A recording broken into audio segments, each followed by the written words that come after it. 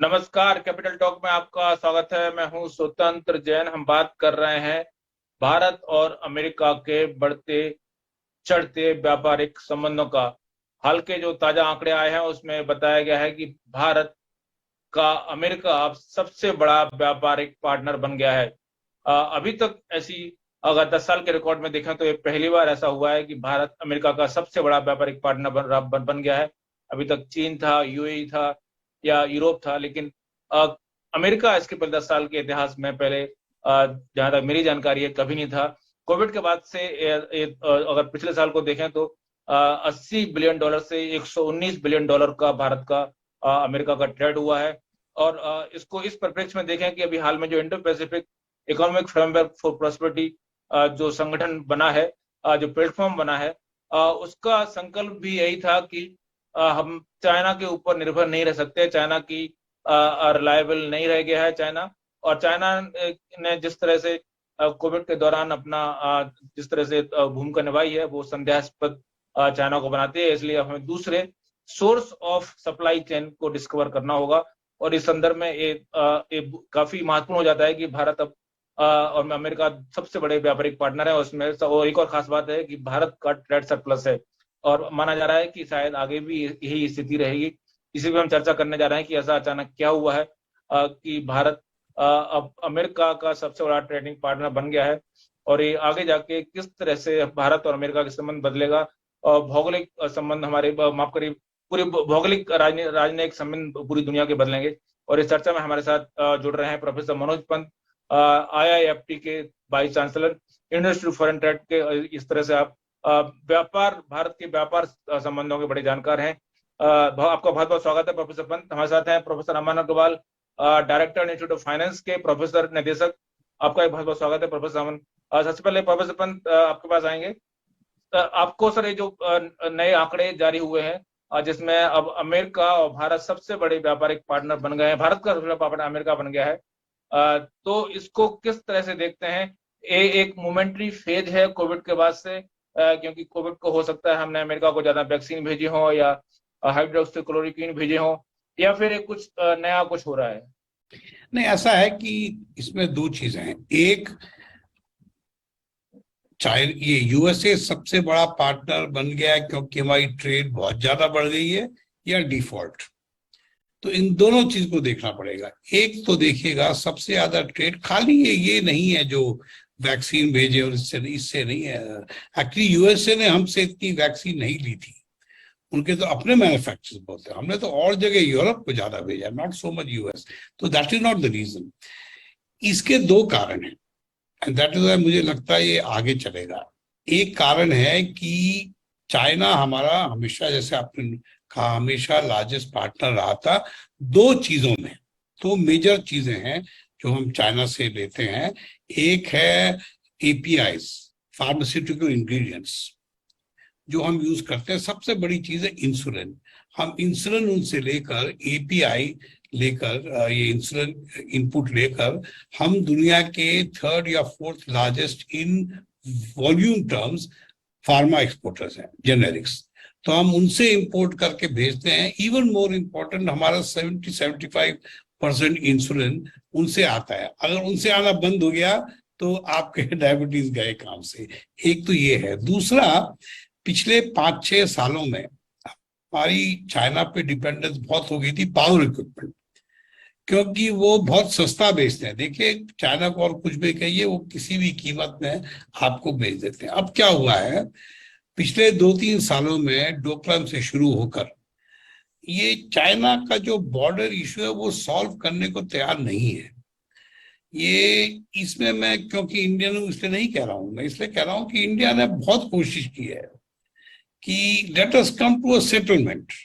तिब्बत की भी बात हो सकती है, अरुणाचल की बात भी हो सकती है। आपको पता नहीं होगा, आज के दिन में भी एशियन डेवलपमेंट बैंक एटसेट्रा हमको एड अरुणाचल में नहीं यूज करने देती, क्योंकि वो कहते हैं कि चाइना अरुणाचल को रिकॉग्नाइज नहीं करता है, उसको कहता है वो सदर्न तिब्बत।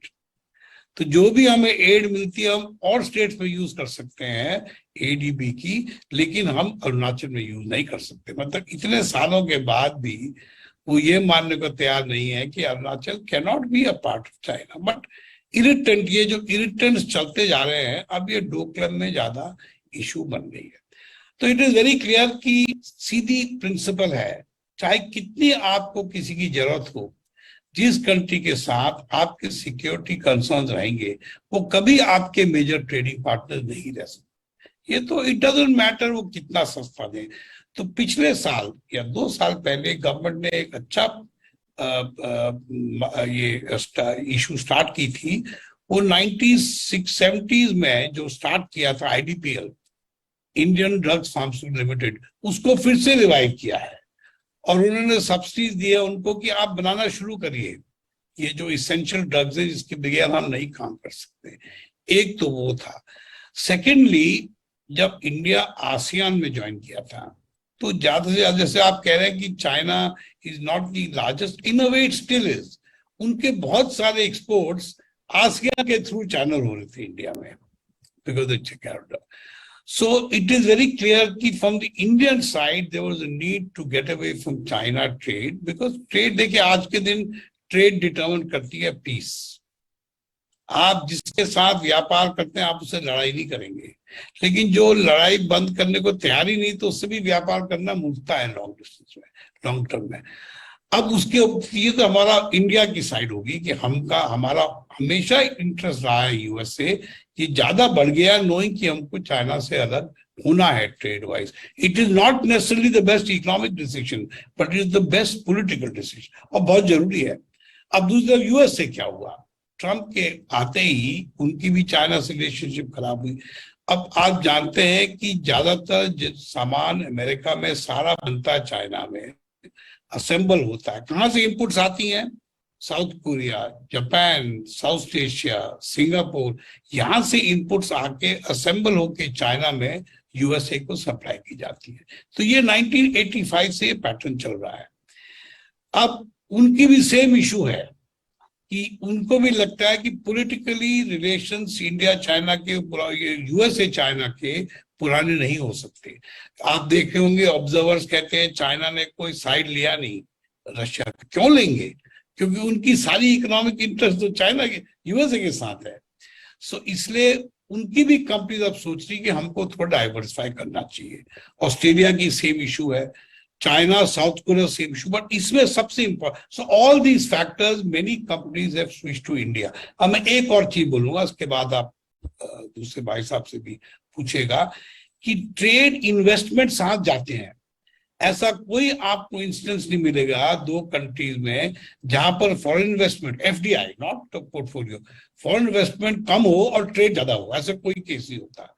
ट्रेड और एफडीआई हाथ में हाथ जाते हैं। अगर आप कल एफडीआई बंद कर देंगे आपकी ट्रेड बंद हो जाएगी, अगर आप एफडीआई बढ़ाएंगे आपकी ट्रेड बढ़ेगी, always in the long run. तो India number 1 FDI partner, India partner जो हम इन्वेस्ट करते हैं आज के दिन है बेसिकली यूके एंड यूएसए। तो USA is always been one. Last issue 2000 के बाद हमारे सारे सॉफ्टवेयर एक्सपोर्ट से यूएसए जाते हैं, some go to Singapore, mostly USA. So the link has been growing more and more. ये तो होना था, तो it's got nothing to do with temporary और कोविड और वैक्सीन, ये सब कहने की बातें हैं। लॉन्ग टर्म में हमारा इंटरेस्ट यूएसए से था और हमारा हमेशा ट्रेड सरप्लस रहा उनसे, कभी हमारा यूएस के साथ ट्रेड डेफिसिट नहीं रहा। तो इसलिए ये लॉन्ग टर्म फैक्टर है जिसको हमें आगे बढ़ा। प्रोफेसर पंत हमारे साथ जुड़े रहिए, हम आपसे चर्चा करते रहेंगे और ये भी जानेंगे कि इंसुलिन अगर अब चाइना से नहीं आएगा तो कहाँ से आएगा? लोकली बनेगा। आजकल लोकल कंपनीज को, बहुत फार्मास्यूटिकल कंपनीज को इंसेंटिव देना शुरू कर दिया है कि आप ये इसेंशियल इनपुट्स, कल हो सकता है हम हमारा आटा सबसे एक्सपेंसिव हो, लेकिन कोई कह सकता है कि आटा लेना बंद कर दो, बनाना बंद कर दो। ये इसेंशियल आइटम में हमेशा लोकल चीज प्रमोट करनी चाहिए, बहुत इसेंशियल है आज के जमाने में, आज के जियोपॉलिटिकल जमाने में। बिल्कुल। प्रोफेसर अमन, आप क्या कहेंगे सर? क्या ऑब्जर्वेशन है आपका, किस तरफ ट्रेड जा रहा है? और अब जब अमेरिका हमारा सबसे बड़ा ट्रेडिंग पार्टनर बन गया है, तो इसको आप खुशखबरी मानते हैं या फिर एक रूटीन एक घटनाक्रम है कि जो ना कभी कोई आगे आ जाता है, कभी ये था तो कभी कोई देश आ जाता है? देखिए जी, पहली बात तो ये है कि अभी भी जो हमारा नेट ट्रेड है वो डेफिसिट के अंदर है। दूसरी बात जो होती है, ये देखने की बात है कि नेगेटिव से हमें डरना नहीं चाहिए। अगर ऐसे डरने लगे तो अमेरिका का तो काफी सारे देशों के साथ नेगेटिव ट्रेड है, तो वो कहाँ आगे बढ़ेगा। तो नेगेटिव पॉजिटिव, जब तक आप नेगेटिव को संभाल सकते हैं, आपके पास रिक्विजिट फंड्स हैं जो रिक्वायर्ड हैं उसके लिए, तब तक आपको कोई दिक्कत की बात नहीं है। और जब तक फ्लो चल रहा है तब तक कोई दिक्कत की बात नहीं है। दिक्कत कहाँ आती है, जैसे ही यूक्रेन रशिया वॉर हो रही है, इस टाइप की अगर कोई चीज छिड़ जाए या सुनामी जैसी चीज आ जाए, और वहां पे, या जैसे श्रीलंका को का डिपेंडेंस टूरिज्म के ऊपर और एग्रीकल्चर गुड्स पे था, वहां पे डिस्टरबेंस आ गए पिछले 2-2.5 सालों में, तो वहां पे जब फ्लोज की डिफिकल्टी आती है तो दिक्कत आती है और आपके पास रिजर्व्स, एक रिक्विजिट रिजर्व्स ना हो। भगवान की कृपा से इस सरकार ने और पिछली कुछ सरकारों ने और रिजर्व्स की मात्रा जो है करीबन $650 बिलियन के करीब इकट्ठा करके रखा हुआ है। जो 1991-90 जब मनमोहन सिंह जी प्रधान वित्त मंत्री थे, तो उस समय सिर्फ 3 वीक के इंपोर्ट्स के बराबर हमारे पास रह गई थी। उस सिचुएशन से निकल के आज हम इस सिचुएशन में हैं जहां यूके जैसा देश, जिसका जीडीपी का साइज हमारे जैसा है, उस देश के भी जो उसके जो डायरेक्ट जो एफडीआई जो रिजर्व्स हैं वो करीबन 100-150 बिलियन डॉलर ही हैं। हमारे उससे काफी ज्यादा हैं, पर हमारा देश भी बड़ा है, पहली चीज। दूसरी चीज, जहां तक अमेरिका की बात है, अमेरिका हमारा एक बहुत इंपॉर्टेंट ट्रेडिंग पार्टनर रहा है। जो 3 देश सबसे ज्यादा important trading partner, strategic trading partner रहे हैं, वो रहे हैं यूके, फिर यूरोप, यूएसए और रशिया। ये मेजर ट्रेडिंग पार्टनर्स में जो स्ट्रैटेजिक पार्टनर्स रहे हैं हमारे, हमेशा रहे हैं। इनके साथ हमारा कभी भी डिसबैलेंस पहले भी नहीं हुआ और अभी भी नहीं है, फॉर्चुनेटली। जो पहले था वो ये था कि यूके के साथ सबसे ज्यादा रहता था, बिकॉज हम कॉलोनी से निकले थे, फिर ट्रेडिंग वहीं से चलती थी, तो यूके के साथ शुरू से हमारा ट्रेडिंग पार्टनर, जो शुरू के कुछ 2-3 दशक थे उनमें ट्रेडिंग पार्टनर में यूके सबसे हावी रहा है। उसके बाद थोड़ा शिफ्ट होके यूके से वो गया यूरोप में, वो भी इसलिए कि काफी सारी यूके की फर्म्स जो थी, जो ट्रेड कर रही थी, उन्होंने अपने ऑफिस छोटे छोटे कंट्रीज जो थे यूरोप में वहां पे खोलने शुरू करिए, और उनको जो बेनिफिट मिल रहे थे, ट्रेड बेनिफिट, तो उन्होंने वहां पे शिफ्ट करने शुरू किए। तो पूरा यूरोप थोड़ा डिस्ट्रीब्यूट हो गया। तो अगर अभी भी देखेंगे तो हर एक कंट्री में थोड़ा थोड़ा कंट्रीब्यूशन है, ज्यादा नहीं है। पर जब हम यूरोप को पूरा, जो इंटीग्रेटेड ईयू जिसे हम कहते हैं, उसको लेके चले, तो पिछले 3 दशकों में ईयू नंबर 1 रहा है, जो यूरोपियन कंट्रीज लेके चले। उसके बाद अमेरिका रहा है, उसके बाद फिर और देश रहे हैं जिनके साथ हमारा ट्रेड रहा है। अमेरिका के साथ ज्यादातर समय, जैसे अभी मनोज जी भी कह रहे थे, positive trade balance of trade रहा है। पर पॉजिटिव और नेगेटिव की बात नहीं है, इसमें एक मैग्नीट्यूड की बात है कि हम कितना मैग्नीट्यूड उसको ग्रो कर पाते हैं। अगर हम $100 बिलियन का ट्रेड कर रहे हैं और हमारी पोटेंशियल है $500 बिलियन का ट्रेड करने का, जैसे जब प्रधानमंत्री मोदी जी ट्रंप के दौरान गए थे तो उन्होंने कहा था कि हम इसको बढ़ाना चाहते हैं, 500 बिलियन, $1 ट्रिलियन तक हम इसको लेके जाना चाहते हैं। जब उन्होंने ये कहा, और अगर हम सिर्फ 100 बिलियन पे ही अटके हुए हैं, तो उसमें हमें वृद्धि नजर नहीं आती है। जरूर चाइना पीछे हो गया है और उसके काफी सारे कारण हैं। पहला कारण यह है कि जो इंडिया की फॉरेन डायरेक्ट इन्वेस्टमेंट पॉलिसी रही और ट्रेड पॉलिसी रही चाइना के प्रति, पिछले 2-3 सालों में उसमें वृद्धि आई है, क्योंकि चाइना ने उल्टा सीधा पैसा लगा के हिंदुस्तान की कंपनियों के ऊपर या हिंदुस्तान के अंदर इन्फ्लुएंस करने की कोशिश करी, पॉलिटिकली भी डिस्टेबलाइज करने की कोशिश करी और कॉर्पोरेट इंडिया के थ्रू भी डिस्टेबलाइज करने की कोशिश करी, जिसके ऊपर भारत सरकार ने, मोदी सरकार ने पिछले 3 साल में अच्छी नकेल डाली है। और उस नकेल को डालने में उन्होंने और जगह भी कोशिश की नकेल डाले, क्योंकि मॉरिशस के थ्रू भी काफी हद तक दुनिया भर का पैसा उल्टे सीधे तरीके से आता था, जो कंपनियों में जाता था, और वो क्लियर नहीं होता था कि किस कंपनी में किस पर्पज से वो पैसा आ रहा है। तो वो जो एक इन्वेस्टमेंट की रोक लगाई गई, और जो रोक बाकी लगी कि जो है हम ट्रेड देखेंगे, क्लियर करेंगे, कौन करेगा कौन नहीं करेगा, वो जो 2-3 साल में हुआ, उससे जो ट्रेड चाइना और हिंदुस्तान का हो रहा था डायरेक्टली इनडायरेक्टली, उसके ऊपर थोड़ा प्रभाव पड़ा, और इसलिए चाइना का थोड़ा घट गया। और बाकी देशों का जो पर्सपेक्टिव होता है, जिसे हम कहते हैं, एक लकीर को अगर बड़ा बनाना हो, छोटी करना हो, तो दूसरी लकीर अगर छोटी बना देंगे तो वो बड़ी हो जाएगी, दूसरी लकीर बड़ी बना देंगे तो वो दूसरी वाली छोटी हो जाएगी। वही वाला सिस्टम अभी यहाँ पे हमें देखने को मिल रहा है। बिल्कुल। तो फिलहाल चर्चा में वक्त है एक ब्रेक के बाद लौटेंगे तो बात करेंगे कि भारत कौन कौन सी चीजें एक्सपोर्ट करता है, चाइना को हो या अमेरिका को हो या दूसरे देशों को हो, और इसमें ग्रोथ कहाँ, सबसे अधिक ग्रोथ पोटेंशियल कहाँ है। और दूसरी बात, जो इंडो पैसिफिक इकोनॉमिक फ्रेमवर्क बना है, उसका भारत को क्या फायदा मिलने वाला है। किस तरह से मिलेगा, इस पर बात करेंगे। कहीं मत जाइए, लौटते हैं छोटे से ब्रेक के बाद।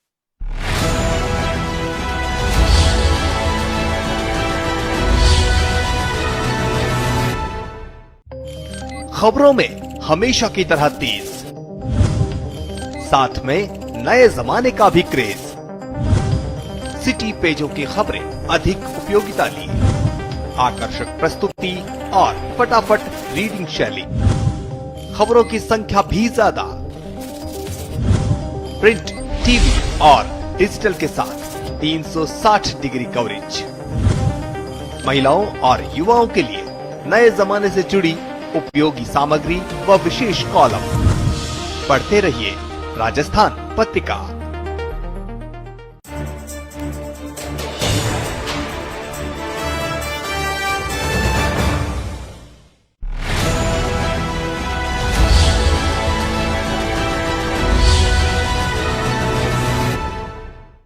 ब्रेक के बाद आपका स्वागत है। हम बात कर रहे थे कि भारत का एक्सपोर्ट किन किन देशों को होता है, क्या क्या होते हैं।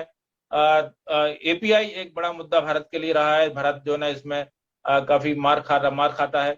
प्रोफेसर पंत, मैं देखता हूं कि मैं जब भी मेडिकल के साइड के, मतलब जो फार्मास्यूटिकल साइड के लोगों से उनसे बात करता हूं, तो वो कहते हैं कि चाइना से हम कुछ नहीं कर सकते, चाइना पे हम बहुत निर्भर हैं, चाइना हमें जब चाहे हमारी बैंड बजा सकता है, इस तरह की वो बातें करते हैं। मतलब वो कहते हैं वो जब भी एपीआई बंद कर देंगे तो आप जो है ना क्या कर लेंगे फिर। इस तरह की स्थिति है क्या निर्भरता, और चाहे भारत चाइना को क्या देता है? ये स्थिति है, सच बात है। इतनी आसानी से आप स्विच नहीं कर सकते हैं, लेकिन आई थिंक कि पिछले 2 साल में गवर्नमेंट ने शुरू कर दिया है, और ये इंपोर्ट्स एसेंशियल है। क्योंकि याद करिए, आपकी सबसे मेजर एक्सपोर्ट ऑयल को छोड़कर प्रोसेस्ड क्या कहते हैं उसको, क्रूड रिफाइंड ऑयल को छोड़कर आपकी सबसे बड़ी एक्सपोर्ट्स आज के दिन फार्मास्यूटिकल है। Pharmaceuticals are your largest exporter generic, और उनकी एक्सपोर्ट जाती कहाँ है? Mostly USA and Europe. तो ये बहुत इसेंशियल है, इसके बगैर आपकी जेनेरिक एक्सपोर्ट बंद हो जाएंगी। लेकिन मुझे इतना पता है, आज के दिन फार्मा कंपनीज को डिस्पाइट जो भी इश्यूज चल रहे चाइना से, इन चीजों के लिए छूट मिलती है। It is not automatic, but छूट मिल जाती है, उसके बगैर उनको नहीं बनेगा। इसका क्या है शॉर्ट टर्म सोल्यूशन? कोई शॉर्ट टर्म सोल्यूशन नहीं है, लेकिन होपफुली, क्योंकि ये कोई बड़ा मुश्किल काम नहीं है, अगले 2-3 साल में गवर्नमेंट इसको काफी जोर दे रही है। आप देखिएगा, जो इतना मीडिया में नहीं आता है, आई थिंक 2-3 साल में ये डिपेंडेंस हमारी कम हो जाएगी। दूसरा, भाई साहब ने ठीक कहा था कि trade deficit by itself does not matter. Is absolutely right. जबकि आप देखेंगे जो इतनी मीडिया में आता है कि हमारे एक्सपोर्ट्स इतने बढ़ गए हैं, एक्चुअली इंपोर्ट्स उससे भी ज्यादा बढ़े हैं। आपका एक्चुअली ट्रेड डेफिसिट पिछले 2 साल में बढ़ गया है, लेकिन आप देखिए उसको फाइनेंस कौन कर रहा है। तभी जो मैं कहता हूँ, फिर से मैं यूएस पे आता हूँ, चाहे आपका $200+ बिलियन ट्रेड डेफिसिट है, लेकिन आपका उतना ही मात्र सर्विसेज सरप्लस है। We have a surplus of almost 200 billion. यही तो पे करता है आपका ट्रेड। ये दैट इज सिंपल लॉजिक। आप कितना भी ट्रेड डेफिसिट कर लीजिए, डजंट मैटर, अगर आपके सर्विस में सरप्लस है। USA same, they have huge largest trade deficit in the world, but they also have the largest services surplus. और ये services surplus किससे आता है? उन चीजों में, apart from tourism and such things, from the software exports that are growing here. This is where I see the future lies. क्योंकि India की जो कंपनीज हैं वो 2 जगह फॉरेन इन्वेस्टमेंट जाता है, mainly services, and that is service companies USA and service companies. एक और कंट्री के हम भूल जाते हैं जब हम ये ट्रेड की बात कर रहे हैं कि सब जगह बढ़ा है, वो ठीक कह रहे हैं। चाइना और यूएसए को छोड़कर नेक्स्ट पार्टनर आपका लार्जेस्ट यूएई है आज के दिन। मैं आपको फिर और चीज बता रहा हूं कि ये जो आरटीएस हैं, जो आप जानते हैं, ये थोड़ा मैं डाइग्रेस कर रहा हूं, ये आरटीएस लोगों ने किस लिए किया था? होपफुली कुछ ट्रेड बढ़ेगा। लेकिन आप देखेंगे, मैं तो अपने कॉलम में लिख रहा हूं, मैं 2006 से हम गलत जगह देख रहे थे। हम RTS we were looking at the wrong side. हमारी ट्रेड ईस्टर्न एशिया से नहीं होती है डोमिनेंट ट्रेड। हमारी डोमिनेंट ट्रेड तो हमेशा वेस्ट से रही है। Europe, UK and USA have always been the partners. China recently for ये 2 चीजें मोस्ट इंपॉर्टेंट है। So I have always said कि हमारे आरटीएस, ये मैं कहूंगा इस गवर्नमेंट को, और उनकी कोई भी उनके और बहुत कुछ कमियां हैं, ये इन्होंने बिल्कुल ठीक किया है। उन्होंने कंप्लीट शिफ्ट किया focuses FTAs toward UK, Europe, to UK, Europe, UAE and USA. यही आपके ट्रेड पार्टनर्स हैं।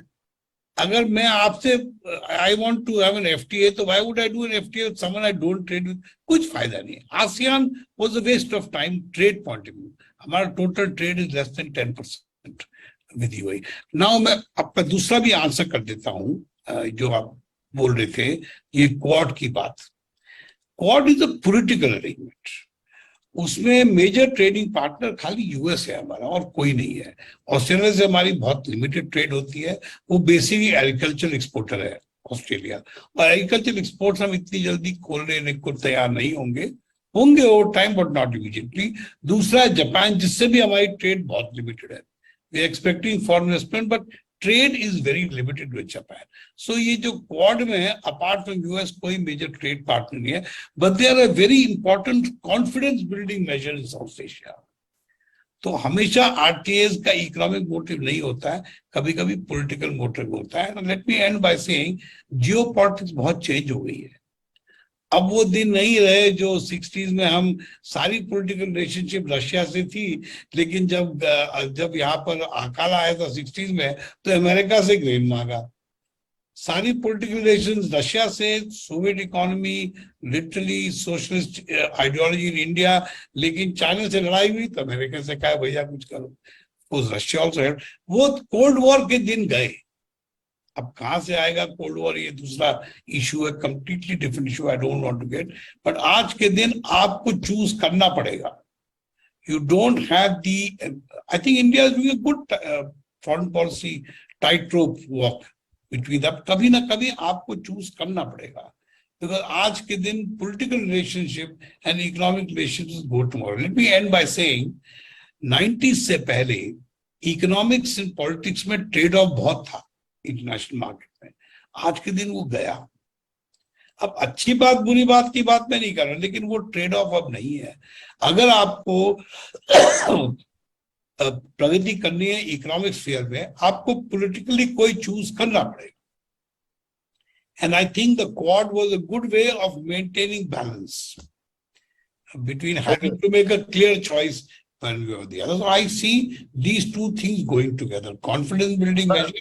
एक छोटा सा पॉइंट पे मैं एक्सप्लेनेशन चाहूंगा अपने दर्शकों के लिए, कि सर्विस और जो गुड्स की जो ट्रेड बैलेंस है, क्या जो हम बात कर रहे हैं, इंडिया का सरप्लस ट्रेड या इंडिया के लार्जेस्ट ट्रेडिंग पार्टनर अमेरिका बन गया है, उसमें सर्विस शामिल है या नहीं?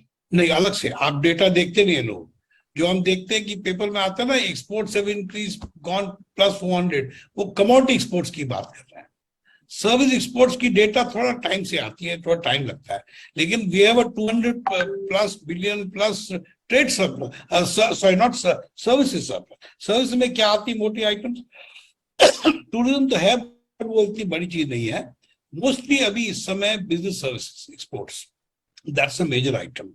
Of course, there's construction services also, but business services उसमें ज़्यादा is a major item in this. So इसका कोई पेपर इसकी जिक्र करता नहीं, क्योंकि उसकी डेटा बड़ी आसानी से मिल जाती है कमोडिटी, लेकिन that is commodity trade. तो अगर आप दोनों को मिला लेंगे, अगर आप यूएसए का हमसे सर्विस ट्रेड देखें और अब आप उनसे हमारा ट्रेड सरप्लस देखें, तो आप देखें करीब करीब बराबरी हो जाती है। Because technology exports is a major factor for America. America's trade deficit is financed by the exports of technology, which comes under service exports, royalties, ये सब चीजें। So service exports में हम देखते नहीं है, लेकिन वो आपकी सबसे मोटी चीज है, सबसे बड़ी आपकी growing.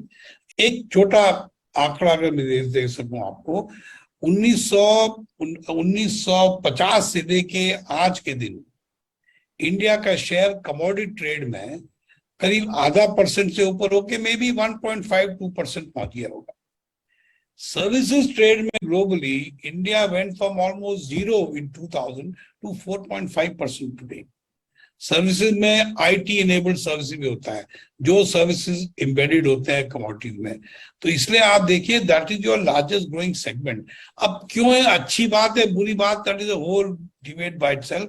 I'm just commenting that is where your natural comparative. Last, let me end. India will never be a major agricultural exporter. मैं आपको बता रहा हूँ, यह भी मौके की बात है कि इतना कर दिया सप्लाई क्योंकि यूक्रेन का। कभी इंडिया हिस्टोरिकली राइस को छोड़कर और स्पाइसेस, भाई स्पाइस तो इंडिया में आएंगे ना, कोई अमेरिका में स्पाइस थोड़ी ग्रो करेंगे, except for rice and traditional spices, India कभी कंसिस्टेंट एग्रीकल्चरल एक्सपोर्टर नहीं रहा है। तो पॉपुलेशन इतनी है भाई, milk we are the largest producer, are we the largest exporter? No, क्योंकि इंटरनल कंजम्पशन इतनी ज्यादा है। So India will never be a consistent major agricultural exporter, चाहे आप कुछ भी कर लें इन द नियर फ्यूचर। बिल्कुल प्रोफेसर पंत, आपने बड़ी अहम जानकारियां दी। प्रोफेसर अमन, आपको क्या लग रहा है कि अब भारत की पोटेंशियल किस क्षेत्र में है? सर्विसेज का एक इशारा किया प्रोफेसर पंत ने, और कौन से कम्युनिटी में, कौन से सर्विसेज में आपको लग रहा है कि भारत के पास बड़ी संभावनाएं हैं? और जो बात की जा रही है कि अमेरिका और भारत के संबंध आगे जाके ट्रेडिंग पार्टनर, ट्रेडिंग रिलेशनशिप बढ़ेंगे और चाइना से कम होंगे, तो उसको किस तरह से आप देखते हैं? अब हमारे पास 2-3 मिनट बचे हैं जी। एक ये जो पॉजिटिव मूव हुआ है, अब ये सरकार का नेतृत्व की बात है कि अगले 2-3 सालों में इसको 5 से 7 ट्रिलियन डॉलर इकोनॉमी बनाना और साथ में ट्रेड में कम से कम 200 से 300% जंप लेना अब इनके हाथ में है। ये इस समय पॉसिबल है और ये सब मुमकिन है, चाहे वो अमेरिका के साथ हो, चाहे वो इजराइल के साथ हो, चाहे वो जॉर्डन के साथ हो, चाहे वो पैलेस्टाइन के साथ हो। हिंदुस्तान, मोदी जी ने दिखाया कि वो इजराइल में गए तो इजराइल से उनको वक्ता मिली, जब वो पैलेस्टाइन गए तो वहां से उनको वाहवाही मिली, जब वो यूएई गए तो यूएई से मिली, सऊदी अरेबिया गए तो सऊदी अरेबिया से मिले। जिस देश वो जा रहे हैं वहां पे हिंदुस्तान को और मोदी जी को, इस सरकार की उपलब्धियों को रिकग्नाइज किया जा रहा है और हिंदुस्तान का स्तर बढ़ रहा है। और ये बहुत बड़ी मूवमेंट है जो पहले कभी नहीं देखने को मिली, और इस वजह से हमारा ट्रेड जो बाउंसिंग फैक्टर है वो आज हमारे हाथ में है। अब ये हिंदुस्तानियों के ऊपर है, स्टार्टअप्स के ऊपर है, ट्रेड कम्युनिटी के ऊपर है कि इस अपॉर्चुनिटी का फायदा उठा के हिंदुस्तान को नेक्स्ट लेवल ऑफ ट्रेड के ऊपर लेके जाएं, या जो पहले था स्थिति वैसे ही बैठे हम खाते पीते रहे। बिल्कुल प्रोफेसर पंत, एक लाइन में जवाब चाहूंगा कि भारत को 5 ट्रिलियन इकोनॉमी बनाने में जो ट्रेड पार्टनरशिप है, हमारा जो ट्रेड है, एक्सपोर्ट है, उसकी कितनी बड़ी भूमिका होगी? देखिए बड़ा सिंपल है, इसमें आंकड़े बड़े सिंपल हैं। पिछले कुछ सालों से कोविड में थोड़ा बढ़ गया था बिकॉज ऑफ फार्मास्यूटिकल आइटम्स, करीब 40 to 45% trade to GDP ratio है। तो अगर आपको 1 ट्रिलियन इकोनॉमी पहुंचाना है तो आपको ट्रेड का, that means total trade has to be roughly about 40% of that. That means 400 billion. वो कोई मुश्किल काम नहीं है, लेकिन आप ये सिंपल फैक्टर देख लीजिए, ये कम नहीं होगा। मतलब ऑलमोस्ट समझिए 1 out of every 2 items either exported or imported जो आप कंज्यूम करते हैं। तो अगर आपको 5 ट्रिलियन की जीडीपी पहुंचाना है, 5 ट्रिलियन, तो आपको 2.5 ट्रिलियन टोटल ट्रेड करनी है, चाहे आप कमोडिटीज में करिए, सर्विसेज में करिए, it doesn't matter. I don't think it's difficult at all, but can India get its act together? और कुछ बहुत मुद्दे होते हैं, खाली ट्रेड नहीं होता है कि क्या क्लाइमेट है कंट्री में, क्या व्हाट इज दी सिचुएशन, यही बहुत जरूरी होती है।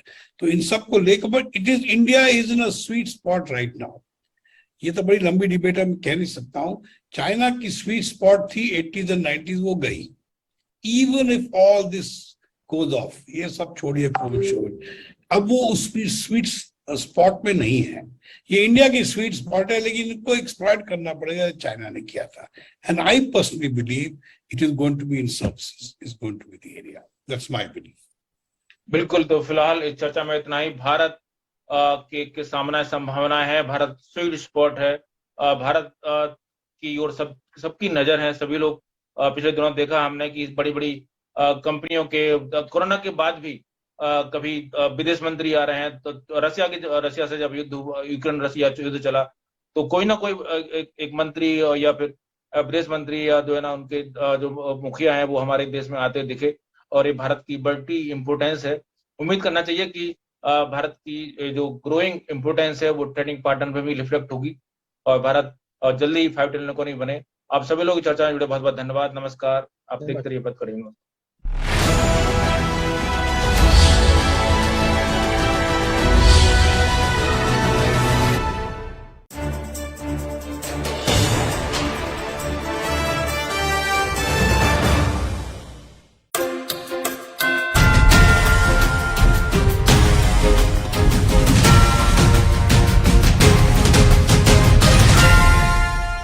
नमस्कार, पत्रिका प्राइम टाइम में आपका स्वागत है। मैं हूं आपके साथ हरीश पाराशर। राज्यसभा चुनाव के लिए नाम दाखिल करने का